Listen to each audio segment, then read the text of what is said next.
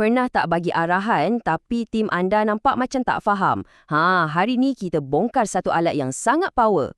Sebagai bos baru, kita tahu arahan terus ni kadang-kadang tak berkesan kan? Sebab ia tak beri inspirasi. Jadi, kita nak gunakan satu teknik hebat. Analogi. Ia macam kunci untuk buka minda pasukan anda. Okey, jom kita bandingkan. Arahan biasa lawan kuasa analogi. Apa bezanya?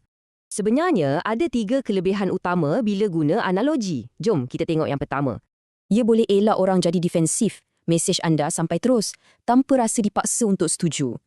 Ini akan buka ruang untuk mereka terima idea, bukan sekadar ikut arahan. Kepercayaan pun makin kuat. Kedua, ia cetuskan kreativiti. Anda bukan bagi jawapan, tapi bagi puzzle untuk mereka selesaikan. Bila mereka fikir sendiri, mereka jadi lebih proaktif. Bukan lagi pasif tunggu arahan. Dan yang ketiga, paling penting, ia membina budaya syarikat macam bahasa rahsia untuk tim anda. Cerita yang selalu diulang itulah yang akan jadi nilai pasukan. Contohnya macam, kita ni satu keluarga.